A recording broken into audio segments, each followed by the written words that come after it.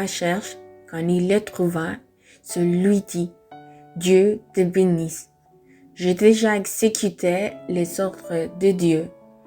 Samuel lui demanda, si tu les as vraiment exécutés, à qui sont ces moutons et ces taureaux? Et Saul lui répondit, ce sont les meilleurs animaux que les soldats ont pris à Amalek. Ils les ont amenés pour les présenter en offrande à notre Dieu. Nous avons détruit tout le reste.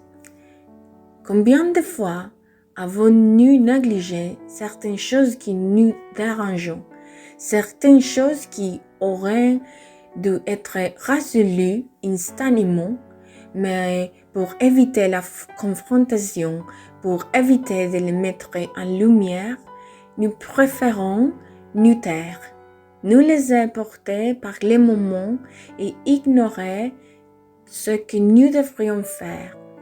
Et peut-être qu'avec le temps, nous avons réalisé que nous ne les résolvons pas.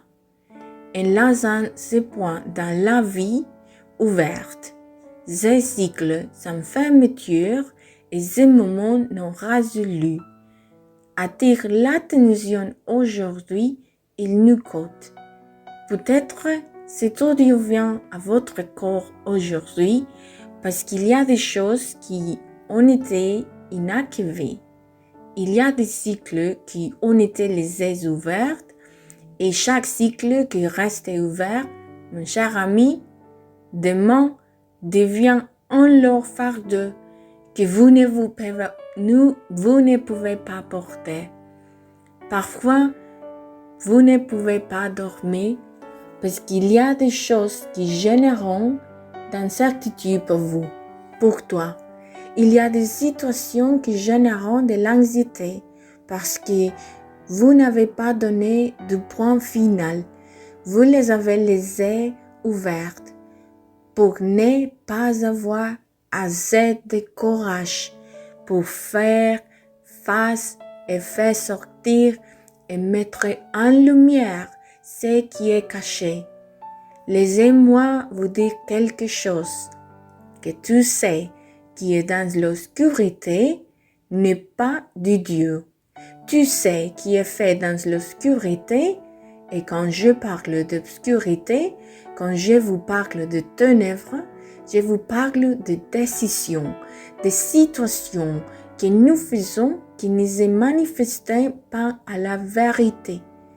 Ils sont faits en construisant un mensonge.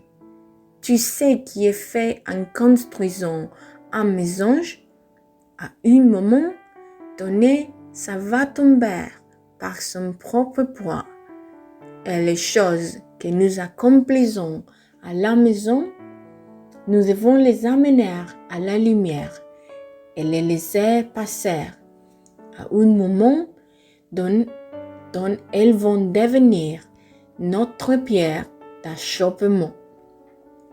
C'est pourquoi nous avons aujourd'hui des foyers avec des enfants rebelles, des enfants qui auraient pu être corrigés en leur temps, mais qui, parce qu'ils ont laissé faire, deviennent aujourd'hui un casse-tête.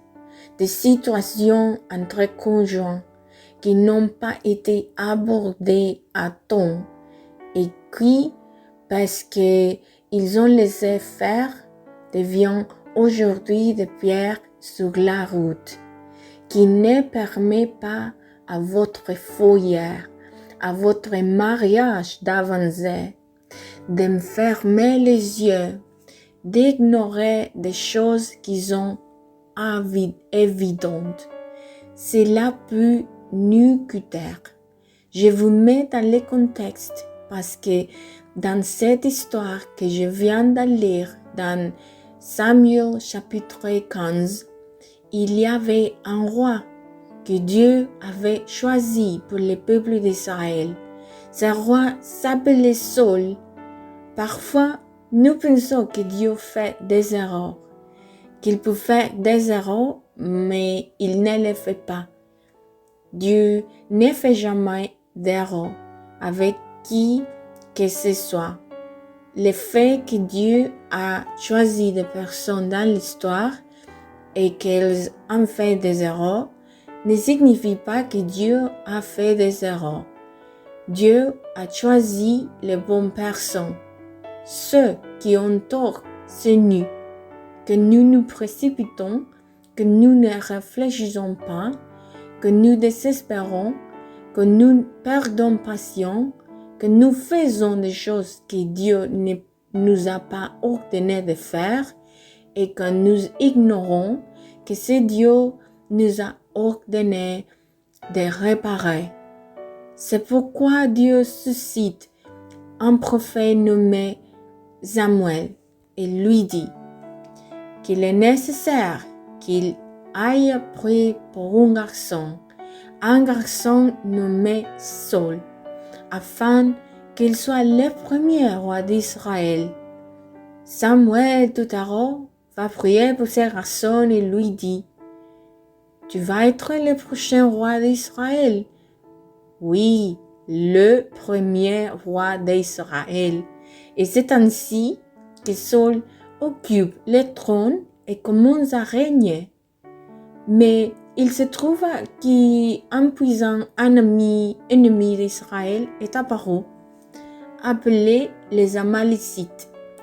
Et le premier ordre de Dieu est que Samuel rassemble son armée pour détruire tout le monde. Tue le monde. Détruisez tous les Amalécites.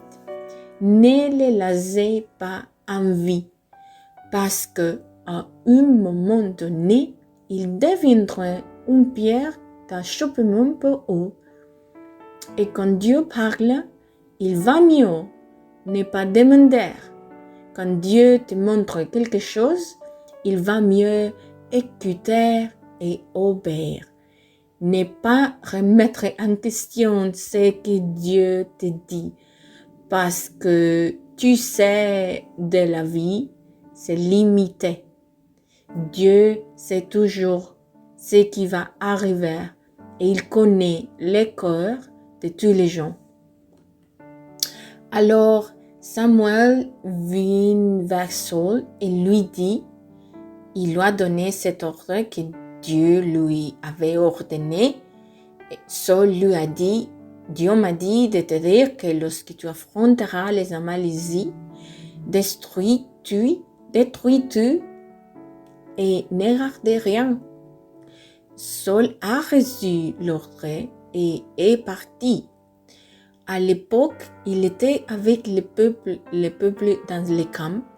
Ils ont vaincu. Ils ont battu les Amalécites, mais ils n'avaient pas exécuté l'ordre à la lettre. Quel problème lorsque nous sommes désobéissants? Quel problème lorsque nous sommes désobéissants et que nous essayons de cacher notre désobéissance? Combien de fois avons-nous fait de bonnes choses pour cacher les mauvaises choses que nous avons faites? Cela semble familier, n'est-ce pas? Combien de fois avons-nous essayé de faire quelque chose de bien, de nous justifier et de penser que la mauvaise chose que nous avons faite s'est déjà produite? Ou bien nous nous souvenons du dicton selon lequel celui qui pêche est pris à terre, mais bien souvent, il ne s'agit pas de soulever les tapis, de balayer la maison, de mettre la poussière sur les tapis et de faire comme si rien n'était passé, car il faut soulever les tapis aussi, les secouer et se rendre compte que la poussière est toujours là. La Bible dit qu'il n'y a pas de choses qui sont cachées, qui restent cachées. Tout ou tard, elles seront mises en lumière. Et si c'est quelque chose de personnel pour vous, il est important que vous les confiez à Dieu et que vous en soyez libérés. Et si c'est quelque chose qui se passe dans votre maison, il est important que vous le mettiez en lumière. Il est important que vous l'affrontiez. Le problème est que souvent, nous voyons. Et nous voyons le mot confrontation comme une lutte, comme ambigu, comme en fait ce n'est pas le cas. Confronter dans l'amour de Dieu signifie montrer ce qui est faux, commencer à le faire de la bonne façon, montrer ce qui affecte, ce qui apporte la malédiction dans notre vie. Vous savez, la Bible dit que les malédictions ne viennent pas sans raison. Tout à coup, vous allez me dire que je ne vis pas de malédiction dans ma vie. Mais pourquoi y a-t-il des cycles dans votre vie qui ne sont pas fermés alors? Et y a-t-il des choses qui ne vous ont pas donné parce que vous ne pouvez pas vous épanouir dans certains domaines de votre vie? Et c'est ça parce qu'il y a des choses que vous avez ignorées, que Dieu vous a dit de régler et que vous avez laissé en l'état. Une fois, quelqu'un est venu me voir pour une consultation et il avait un problème à la maison. Elle avait un problème à la maison et cette femme avait un sérieux problème avec son mari. Dans les scènes où n'était pas heureuse parce que son mari, même s'il allait à l'église, il aimait faire des choses en secret. L'une d'entre elles était qu'il était alcoolique, mais entre guillemets, personne ne les avait. Juste elle et ses enfants, et chaque fois que cet homme se saluait, il les battait, il les maltraitait, et il dépensait tout l'argent et disons que c'était la partie émergée de l'iceberg. Parce qu'il y a beaucoup d'autres choses et ces femmes, quand elle a demandé un conseil, elle m'a parlé et elle a dit pasteur, c'est que je vais vous dire, j'ai besoin que vous soyez très sage. Mais j'ai besoin de votre aide avec mon mari. Quand elle a fini de me le dire, elle a dit, s'il te plaît, ne lui fais pas savoir que je te parlais et je te dis. Mais comment puis-je l'approcher pour lui montrer que quelque chose ne va pas? Parce que d'habitude, si je lui demande, comment vas-tu? Que pensez-vous? De la réponse qu'il va me donner. À ton avis, laissez-moi te demander, à ton avis, quelle est la réponse qu'il va me donner? Il me dira, pasteur, tout va bien, ma famille va bien, mon travail va bien, tout va bien, rien ne se passe.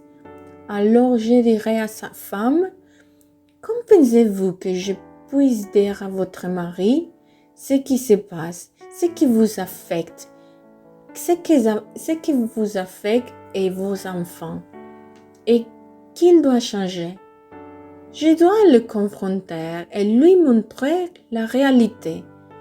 Parfois, les gens ont besoin que quelqu'un se tienne devant eux et leur ouvre les yeux. Parce que combien de fois avons-nous fait des erreurs et continuons-nous à en faire simplement parce que personne ne vient nous voir et nous dit « D'accord, alors je suis un être humain, je suis souvent et si personne ne vient me voir pour me montrer où est l'erreur, je pourrais continuer à le faire encore et encore, mais je suis reconnaissante chaque fois que Dieu utilise ma femme ou qu'il soulève quelqu'un et dit pasteur, peut-être que ceci devrait être fait de cette façon ou que tu avais tort à propos de ceci. Et je réponds merci. Parce que ce sont des choses que nous ne voyons pas. Et Dieu met des gens sur la route et pour que nous pouvons les voir. J'espère que vous me comprenez parce que je parle si fort aujourd'hui. Parce que Dieu a mis dans vos mains et ouvert vos yeux pour que vous puissiez voir ce qui se passe. Et vous n'avez rien fait. Vous êtes resté silencieux, détournant ce que Dieu vous a dit de corriger. Dieu a montré Samuel et quand Samuel est venu et a vu Saul, Samuel a aimé Saul comme un fils, comme un fils. Et quand il vient à Saul, Saul le reçoit et lui dit, bienvenue Samuel, et comme il est bon que tu sois là, imagine que nous avons vaincu et que nous avons accompli. Nous avons été obéissants et nous avons accompli ce que Dieu nous a dit. Et quand Samuel est venu, il a vu des bœufs, des vaches et des vélières. Et il a dit à Saul, j'écoute Saul, qui sont ces bœufs et ce bœuf que je vois ici, vous savez que Saul a dit à Samuel, ce qui se passe, c'est que le peuple voulait faire une alliance, ce qui se passe, c'est que le peuple voulait faire un covenant avec nous et avec le nom de Dieu. Et nous avons décidé de le faire de cette façon pour ça. Alors, quand Samuel a écouté ça, il avait deux options. Il a ignoré ce que Saul a dit, mais si ça sonnait bien, mais ce n'est pas l'ordre de Dieu, mais ce n'était pas ce que Dieu a ordonné à Saul, à cause de la mort qu'il avait pour lui, Samuel l'a confronté, pour le discipliner parfois. Ou non est nécessaire parfois. Apprendre à dire non, c'est nécessaire. Apprendre à discipliner est synonyme d'aimer, de corriger. Mais même si sur le moment la personne comprend, mais je ne sais pas si vous êtes d'accord avec moi, mais je suis si reconnaissante que mes parents m'ont discipliné à temps et que je puisse être là où je suis aujourd'hui grâce à leur discipline. Ils ont pu me corriger à temps, mais ce qui serait arrivé s'ils ne l'avaient pas fait. Je pense que mon histoire serait complètement différente. Je pense que l'histoire sera différente. Et cette femme qui m'a parlé ne voulait pas. Vous savez ce qu'il me disait? J'ai demandé à Dieu, à travers un rêve, à travers une vision, de montrer à mon mari, si je lui disais que tu me parlais déjà de lui. Nous devons mettre en lumière tout ce qui est caché et de cette façon résoudre. Mais elle n'est jamais voulu. Avec une autre personne qui m'approchait, elle m'a dit la même chose. Êtes-vous prête à affronter ces problèmes? Je lui demandais.